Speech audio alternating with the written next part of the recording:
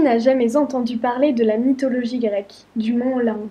Et pas celui de Vénus. On dit souvent de cette civilisation grecque qu'elle est un des piliers de notre culture occidentale. Mais qu'en savons-nous vraiment? Prenons Zeus par exemple. Oui, On pense tous que ce gentil père des dieux réside sur l'Olympe pour faire régner l'ordre et la loi parmi nous pauvres humains. Eh bien non. Il faut savoir que dans la mythologie grecque, les dieux n'ont rien d'idéaux. À part leur immortalité, peu de choses les séparent des hommes finalement. Certains d'entre eux ont une histoire tragique. Prenez Zeus, puisqu'on l'a pris pour exemple. Il a bien failli ne jamais exister. Son père Cronos essayait de buter tous ses enfants.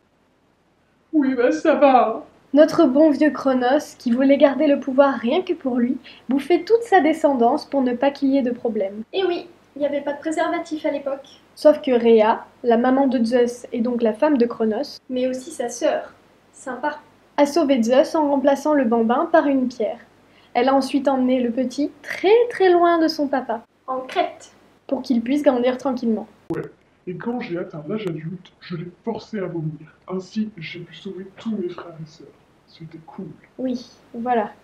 Ce qui fait qu'il est devenu le patron, et il a choisi 2 de ses frères pour régner avec lui, Hadès sur les enfers et Poséidon sur la mer. Et il a également pris Héra pour femme. On se demande pourquoi. Eh, Oui, c'est vrai que Zeus n'est pas ce qu'on pourrait appeler un mari fidèle. c'est ringard d'être fidèle. Et comme Héra était très jalouse, Et on la comprend. cela provoquait de nombreuses querelles. Et du coup, il s'occupait quand des hommes? Jamais. Je m'en fous, ce n'était pas mon rôle.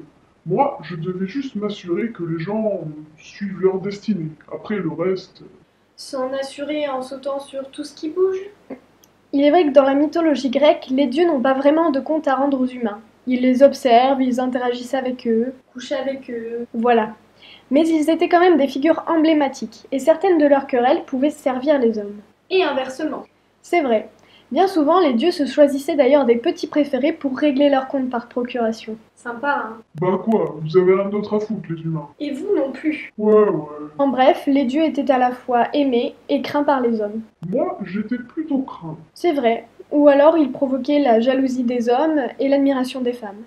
Elle voulait tout mon corps. Ou bien le pouvoir, ou l'immortalité. Il faut dire que Zeus en impose. Cheveux longs, gris, bouclés, grosse barbe, toche blanche, et comme arme, des éclairs. Ta 50 gigajoules dans ta face, et ouais. Ridicule.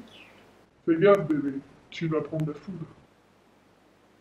Bref, donc Zeus est le père des dieux, mais c'est également le père d'une très nombreuse progéniture, dont de plusieurs héros, comme le célèbre Héraclès, Hercule, qui lui aussi a tant de choses à nous conter. Mais ça, c'est une autre histoire.